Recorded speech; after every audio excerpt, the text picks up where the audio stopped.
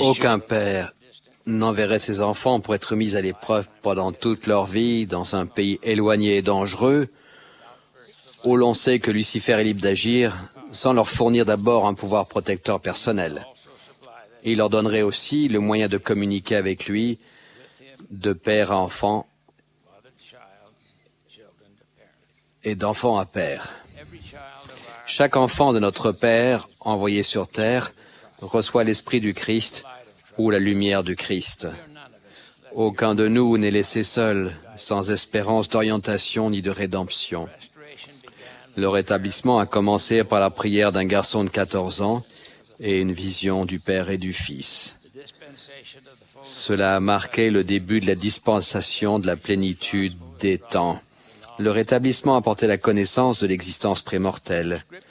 Les Écritures nous apprennent qu'il y a eu un conseil dans les cieux et qu'il a été décidé d'envoyer les fils et les filles de Dieu dans la condition mortelle pour recevoir un corps et être mis à l'épreuve. Nous sommes enfants de Dieu. Nous avons un corps spirituel abrité, pour l'instant, dans un tabernacle terrestre de chair. Les Écritures disent, « Ne savez-vous pas que vous êtes le temple de Dieu et que l'Esprit de Dieu habite en vous ?» Nous apprenons en tant qu'enfants de Dieu que nous faisons partie de son grand plan du bonheur. Nous savons qu'il y a une guerre dans les cieux et que Lucifer et les esprits qui l'ont suivi ont été chassés, sans corps. Satan, ce vieux serpent, oui le diable, se rebella contre Dieu et chercha à prendre le royaume de notre Dieu et de son Christ. C'est pourquoi il fait la guerre au sein de Dieu et les environne de toutes parts. Nous avons reçu notre libre arbitre. Nous devons l'utiliser avec sagesse et rester proche de l'esprit. Sinon, nous nous retrouvons à céder sottement aux séductions de l'adversaire. Nous savons que par l'expiation de Jésus-Christ, nos fautes peuvent être effacées et que notre corps retrouvera sa forme parfaite à la résurrection. Car voici, l'Esprit du Christ est donné à tout homme, afin qu'il puisse discerner le bien du mal. C'est pourquoi je vous montre la façon de juger, car tout ce qui invite à faire le bien et à persuader de croire au Christ est envoyé par le pouvoir et le don du Christ. C'est pourquoi vous pouvez savoir avec une connaissance parfaite que c'est de Dieu. Il existe une méthode parfaite de communication par l'Esprit, car l'Esprit sonde tout, même les profondeurs de Dieu.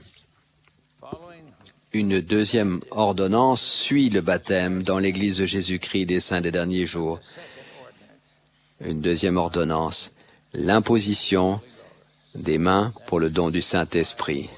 Cette voix douce et discrète qui apporte l'inspiration se manifeste davantage sous la forme d'un sentiment que sous la forme d'un son. Elle peut transmettre de l'intelligence pure à notre esprit. Le Saint-Esprit communique avec notre corps, notre esprit par l'intellect plus que par les sens.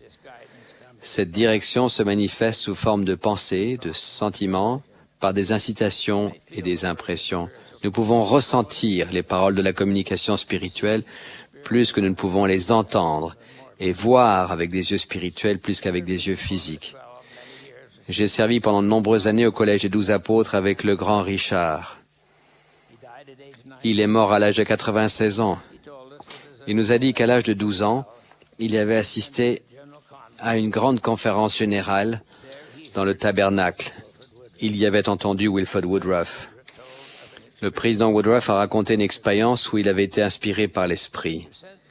Il avait été envoyé par la première présidence rassembler tous les saints de Dieu de la Nouvelle-Angleterre et du Canada pour les emmener en Sion. Il s'est arrêté chez l'un des frères de l'Indiana et a mis son chariot dans la cour où sa femme, l'un de ses enfants et lui sont allés se coucher tandis que le reste de la famille dormait dans la maison. Peu après s'être installé pour dormir, il a aperçu un murmure de l'esprit qui l'avertissait. « Lève-toi, déplace ton chariot. » Il s'est levé et a déplacé le chariot de quelques mètres. Alors qu'il retournait se coucher, l'esprit lui a de nouveau parlé. « Va, éloigne tes mules de ce chêne. » Il l'a fait, puis est retourné se coucher une nouvelle fois. Moins d'une demi-heure plus tard, Une tornade a emporté l'arbre auquel ces mules avaient été attachées et l'a cassé au niveau du sol. Traversant 2 clôtures, il était traîné sur une centaine de mètres. L'arbre, énorme, qui avait un tronc d'1,50 m de circonférence, est tombé exactement à l'endroit où s'était trouvé son chariot.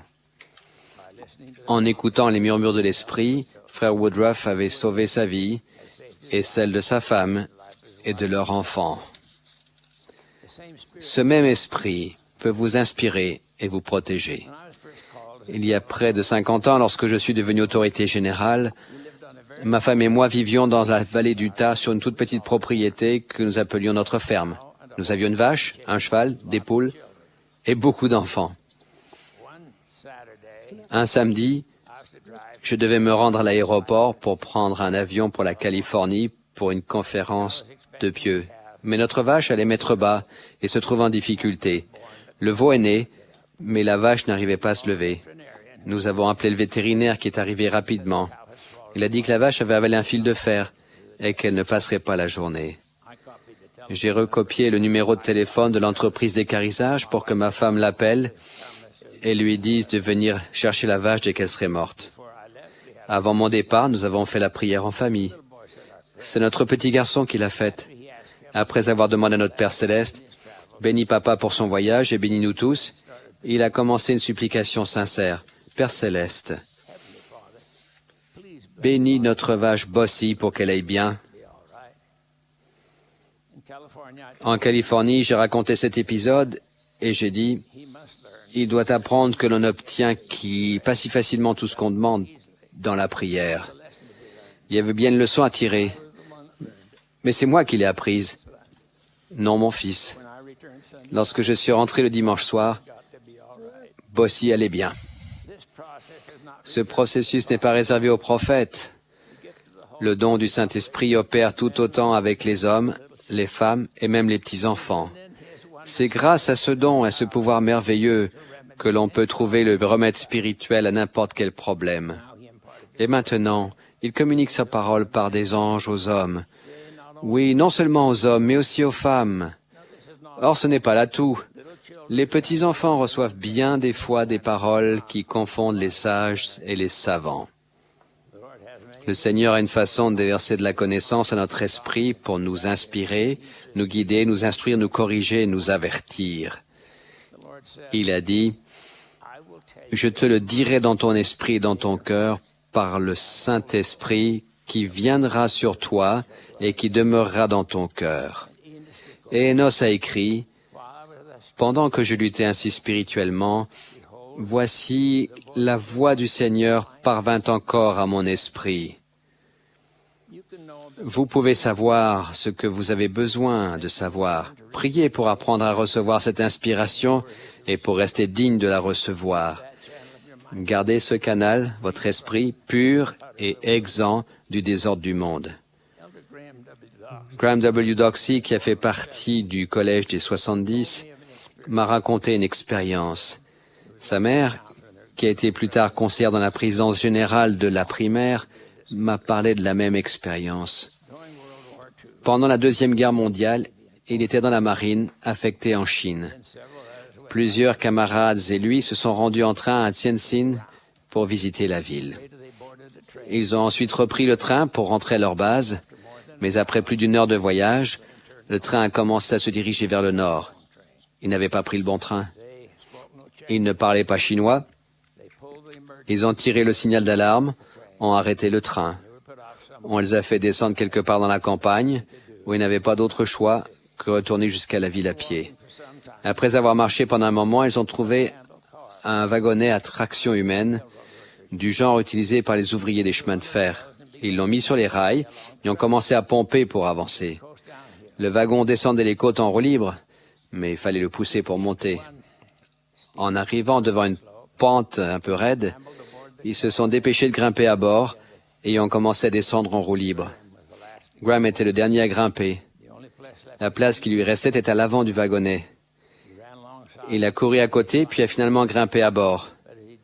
Ce faisant, il a glissé et tombé. Il rebondissait sur le dos, ses pieds contre le wagon pour ne pas se faire écraser. Alors que le wagon prenait rapidement de la vitesse, il a entendu la voix de sa mère dire « Bud, fais attention ». Il portait de lourdes bottes militaires. Son pied a glissé et l'épaisse semelle de sa botte s'est prise dans l'engrenage d'une roue et a arrêté le wagon à une trentaine de centimètres seulement de sa main. Ses parents, qui présidaient à l'époque la mission des États du centre-est des États-Unis, dormaient cette nuit à l'hôtel. Sa mère s'est assise dans son lit à 2 heures du matin environ et a réveillé son mari par ces paroles. « Bud a des ennuis. » Ils se sont agenouillés au pied du lit et ont prié pour la sécurité de leur fils. La prochaine lettre qu'il a reçue disait « Bud, qu'est-ce qui va pas? Qu'est-ce qui t'est arrivé ?» Il leur a alors écrit pour leur raconter ce qui s'était passé. Lorsqu'ils ont comparé l'heure, ils se sont rendus compte qu'au moment même où ils rebondissaient le long de cette voie, ses parents étaient à genoux dans la chambre d'hôtel, à l'autre bout du monde, priant pour sa sécurité. Ces expériences d'inspiration et de prière ne sont pas inhabituelles dans l'Église. Elles font partie de la révélation que notre Père Céleste a prévue pour nous. L'un des outils les plus aiguisés de l'adversaire est celui de nous convaincre que nous ne sommes plus dignes de prier. Qui que vous soyez, et quoi que vous ayez pu faire, vous pouvez toujours prier. Joseph Smith le prophète enseignait que tous les êtres qui possèdent un corps ont un pouvoir supérieur à ceux qui n'en ont pas. Vous pouvez vous inventer une touche supprimée, peut-être les paroles de l'un de vos cantiques préférés, à laquelle vous penserez quand viendra la tentation. C'est votre intellect qui décide. Votre corps est l'instrument de votre intellect. Lorsqu'une mauvaise pensée s'insinue dans votre esprit, utilisez votre touche supprimée pour la remplacer. La musique digne a une grande influence et peut vous aider à maîtriser vos pensées. Lorsqu'Oliver Cowdery a échoué dans son tentative de traduire, le Seigneur lui a dit « Voici, tu n'as pas compris, tu as pensé que je te le donnerais, alors que ton seul souci était de me le demander. Mais voici, je te dis que tu dois l'étudier dans ton esprit. Alors tu dois me demander si c'est juste, et si c'est juste, je ferai en sorte que ton sein brûle au-dedans de toi. C'est ainsi que tu sentiras que c'est juste. Mais si ce n'est pas juste, tu ne sentiras rien de la sorte. » Ce principe est illustré par l'histoire d'une petite fille. Elle était très contrariée parce que son frère avait fabriqué un piège à moineaux. N'obtenant aucune aide, elle s'est dit « Je vais prier à ce sujet. » Après sa prière, la petite fille est allée dire à sa mère « Je sais qu'il ne va pas capturer de moineaux parce que j'ai prié à ce sujet. J'en suis sûr. Il ne capturera aucun moineau. » Sa mère lui a demandé « Comment peux-tu être aussi sûr ?» Elle a répondu « Après avoir prié, je suis allé réduire ce sale piège en miettes. » Priez, même si vous êtes jeunes et rebelles, comme le prophète Alma, ou si vous avez l'esprit fermé comme Amulek qui savait tout cela, et cependant ne voulait pas savoir. Apprenez à prier. Priez souvent. Priez dans votre esprit, dans votre cœur. Priez à genoux. La prière est votre clé personnelle pour entrer aux cieux. La serrure se trouve de votre côté du voile. J'ai aussi appris à finir toutes mes prières en disant « Que ta volonté soit faite ». Ne vous attendez pas à échapper totalement aux ennuis, à la déception, à la souffrance et au découragement, car nous avons été envoyés sur terre pour supporter ces choses. Un poète a écrit « Avec des mains insouciantes et impatientes, nous embrouillons les plans que le Seigneur a faits. Et quand nous crions de douleur, il dit « Sois calme, ô homme, tandis que je démêle les nœuds. » Les Écritures promettent « Aucune tentation ne vous est survenue qui n'ait été humaine, et Dieu, qui est fidèle, ne permettra pas que vous soyez tentés au-delà de vos forces. Mais avec la tentation, il préparera aussi le moyen d'en sortir, afin que vous puissiez la supporter. » Le Sauveur a dit « Approchez-vous de moi et je m'approcherai de vous. Cherchez-moi avec diligence et vous me trouverez. Demandez et vous recevrez, frappez et l'on vous ouvrira. » Nous avons commencé cette session avec de nouvelles autorités générales. On a commencé par soutenir le président de l'Église de Jésus-Christ et des saints des derniers jours.